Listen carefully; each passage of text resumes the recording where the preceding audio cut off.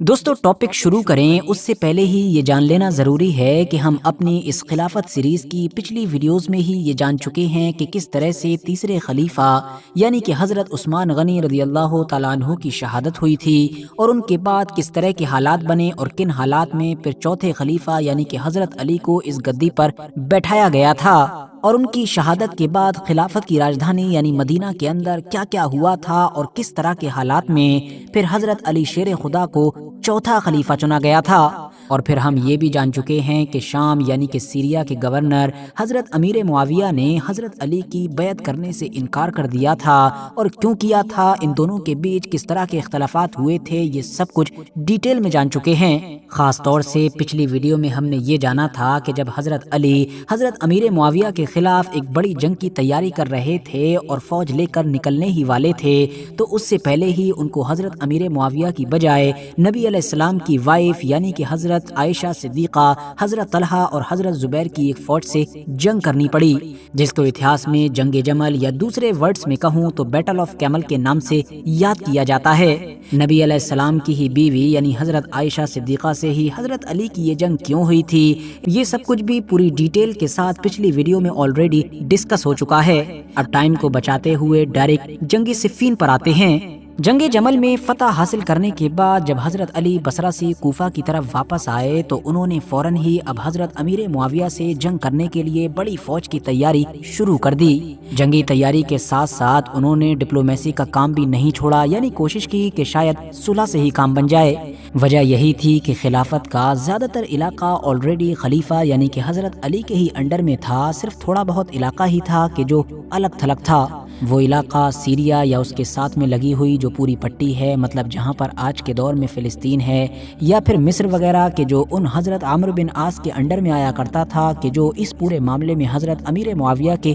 Supporter تھے۔ Diplomacy کی لمبی کوششوں کے بعد بھی جب بات چیت نہیں بنی تو آخرکار 36 ہجری میں ذی الحجہ کے مہینے میں حضرت علی شیر خدا کوفہ سے اپنی بڑی فوج لے کر نکل پڑے۔ دوسری طرف امیر شام یعنی کہ حضرت معاویہ بھی دمشق شہر سے اپنی فوجیں لے کر نکلے، اور ان دونوں ہی فوجوں کا آمنا سامنا ہوا صفین کے علاقے میں۔ اب کیونکہ شام کی فوج حضرت علی کی فوج سے پہلے ہی پہنچ چکی تھی تو اسی لیے صفین کے علاقے میں جو اسٹریٹجک لوکیشنز تھیں یا پھر باقی بھی اہم چیزیں تھیں اور اسپیشلی جو پانی تھا، ان سبھی چیزوں پر ان لوگوں نے کنٹرول حاصل کر لیا تھا۔ بعد میں آنے والی حضرت علی کی فوج نے یہ مانگ کی کہ کیونکہ پانی تو ایک قدرتی چیز ہے تو دونوں ہی فوجوں کو اس کو یوز کرنے کی اجازت ہونی چاہیے، لیکن شام کی فوج نے اس کو ماننے سے انکار کر دیا، جس کے بعد پھر حضرت علی نے اپنی فوج کو حکم دیا کہ طاقت کے بلبوتے پر ہی اگر ہم کو پانی پر کنٹرول حاصل کرنا پڑے تو کنٹرول حاصل کریں گے، کیونکہ پانی کے بغیر تو یہاں پر ٹکے رہنا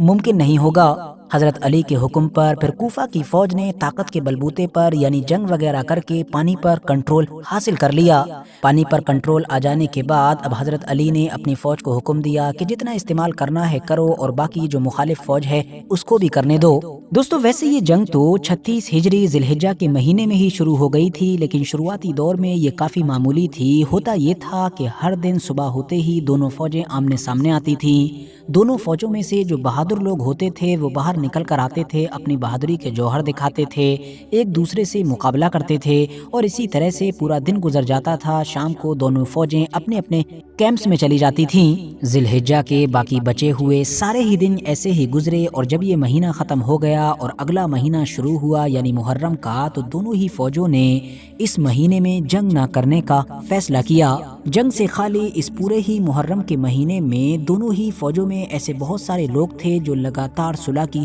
کوششیں کر رہے تھے، کیونکہ وہ دیکھ چکے تھے کہ پچھلی ہی سول وار یعنی جنگ جمل میں کتنے ہزاروں مسلمانوں کی دیکھتے ہی دیکھتے شہادت ہو گئی تھی۔ لیکن اس طرح کے جتنے بھی لوگ تھے پورا مہینہ ان کی گئی بے شمار کوششیں ناکام ثابت ہوئیں، کیونکہ جیسے ہی سفر کے مہینے کی شروعات ہوئی جنگ کا میدان سج گیا۔ جنگ شروع ہونے سے پہلے ہی حضرت علی کی طرف سے اپنی فوج کو کچھ انسٹرکشنز دیے گئے۔ انہوں نے کہا کہ سب سے پہلی بات تو یہ کہ شروعات ہماری طرف سے نہیں ہوگی، نمبر 2 کسی بھی زخمی کو قتل نہیں کیا جائے گا، نمبر 3 بھاگنے والے کا پیچھا نہیں کیا جائے گا، نمبر 4 کسی کو برہنہ نہیں کیا جائے گا، اور نمبر 5 کسی عورت کو ہاتھ نہیں لگایا جائے گا۔ नंबर 6, किसी की लाश का मुसला नहीं किया जाएगा। फिलहाल इसके बाद अब दोनों फौजें मैदान में उतर चुकी थीं, लेकिन बिल्कुल जिलहिज्जा की तरह ही सफर के भी शुरुआती दिनों में जंग वैसे ही हो रही थी। यानी दोनों फौजों में से एक एक बहादुर इंसान निकलता और आपस में मुकाबला करते, या कभी कभी ऐसा होता कि कोई कबीले का सरदार, कोई कबीले का अहम इंसान अपने कबीले के 20-25 बहादुर लोगों को लेकर निकलता और चैलेंज करता। दूसरी तरफ से भी फिर कोई ऐसा ही इंसान अपने कबीले के उतने ही बहादुर लोगों को लेकर निकलता और फिर इन सब लोगों के बीच में मुकाबला होता, और फिर शाम होने पर दोनों फौजें अपने अपने कैंप्स में चली जाती। लेकिन दोस्तों, इस जंगी सिफ़ीन में एक सबसे बड़ा मोड़ उस वक्त आया कि जब 9 सफर के दिन हजरत अम्मार इब्ने यासिर रदियल्लाहु ताला अन्हो कि जो एक हद से ज्यादा मशहूर सहाबी हैं और उस दौर में मिलिट्री कमांडर भी हुआ करते थे और हजरत अली की साइड से काफी आगे आगे थे, उनको शहीद कर दिया गया। उनको शहीद करने वाले का ताल्लुक सीरिया से था, और जैसे ही इनकी शहादत की खबरें अंदर ही अंदर दोनों फौजों में फैली तो मानो खलबली मच गई। उसकी वजह ये थी कि क्योंकि हजरत अम्मार इब्ने यासिर से रिलेटेड नबी अलैहिस्सलाम की एक पेशनगोई मौजूद थी। हुआ ये था कि मदीना के शुरुआती दिनों में, यानी जब मस्जिद नबवी की तामीर हो रही थी, तो बाकी तमाम सहाबी एक एक ईंट उठाकर ला रहे थे, लेकिन हजरत अम्मार इब्ने यासिर 2-2 ईंटें उठा रहे थे। नबी अलैहिस्सलाम का जब उधर से गुजर हुआ तो उन्होंने उनके सर से गुबार को साफ करते हुए फरमाया कि अफसोस ए अम्मार, तुझको एक बागी जमात कत्ल करेगी। हजरत अम्मार इब्ने यासिर से जुड़ी हुई नबी अलैहिस्सलाम की ये हदीस, ये पेशन गोई काफी मशहूर थी और लगभग ज्यादातर लोगों को पता थी। यही वजह है कि उनकी शहादत ने जंग में एक तरीके से खलबली मचा दी थी। हजरत अली की फौज में मौजूद ऐसे बहुत सारे लोग कि जो सिर्फ खलीफा की वफादारी के लिए या फिर हजरत अली की मोहब्बत के लिए लड़ तो रहे थे, लेकिन अभी भी कुछ कंफ्यूज थे कि आखिर हक पर कौन है, यानी कौन सही है कौन गलत है। इन तमाम चीजों में फंसे हुए थे। अब वो पूरी तरीके से क्लियर हो चुके थे। इसीलिए हजरत अम्मार इब्ने यासिर की इस दर्दनाक और जालिमाना शहादत का हजरत अली के जो आम फौजी थे उन पर पॉजिटिव असर पड़ा और उनका जोश बहुत ज्यादा बढ़ गया। वहीं इसके उलट जो शाम की फौज थी उसके ऊपर इसका नेगेटिव असर पड़ा, यानी उसके आम फौजियों का मोराल पूरी तरीके से डाउन हो गया। इसके बाद अगले ही दिन यानी 10 जिलहिज्जा के दिन जंग अपने पीक पर पहुंची, मतलब मेन जंग शुरू हुई, और ये जंग इतनी खतरनाक थी कि इसको लैलतुल हरीर का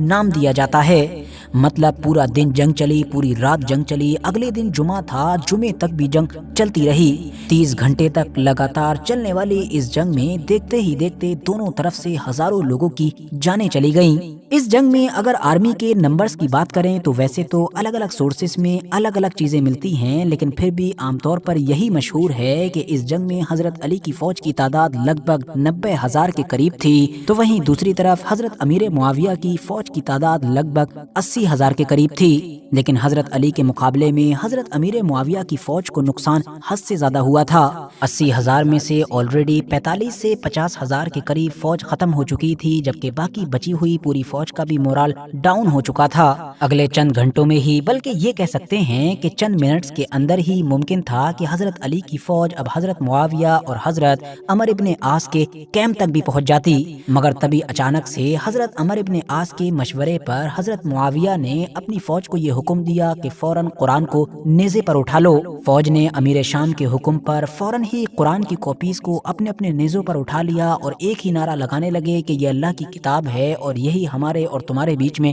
फैसला करेगी। ऐसा करने के बाद अब बिल्कुल वही हुआ कि जो हजरत अमर बिन आस ने सोचा था या जो हजरत अमर बिन आस करना चाहते थे। मतलब हजरत अली की वो फौज के जो ऑलरेडी इस जंग को जीत रही थी वही दो टुकड़ों में बढ़ गई। एक ग्रुप का कहना था कि ये सिर्फ इनकी प्लानिंग है ताकि ये लोग हार से बच सकें, चंद लम्हों की ही बात है, जंग जारी रखी जाए और बिल्कुल फतह हासिल की जाए। जबकि दूसरे ग्रुप का कहना था कि नहीं, अब जब कुरान का मामला आ गया है तो जंग कर ही नहीं सकते हैं, क्योंकि अगर कुरान को ही नहीं मानेंगे तो आखिर जंग किस बात की है। हालांकि खुद हजरत अली भी इस बात के फेवर में थे कि जंग ना रोकी जाए, क्योंकि ये सिर्फ इनकी एक प्लानिंग है, हार से बचने का एक तरीका है। लेकिन हजरत अली को इतना ज्यादा उनकी फौज की ही तरफ से प्रेशराइज किया गया, स्पेशली जो खवारिज आइडियोलॉजी के लोग थे वो तो अब हजरत अली पर ही चढ़ाई करने की बातें करने लगे, उनको धमकियां देने लगे। अपनी फौज में इस तरह का इख्तलाफ देखकर हजरत अली ने जंग बंदी का ऐलान कर दिया। जंग बंदी के बाद अब सवाल ये हुआ कि भाई कुरान से फैसला किया कैसे जाए, तो फिर ये तय पाया کہا کہ ایک حکم یعنی ایک بندہ آپ اپنی طرف سے چنیں اور ایک حکم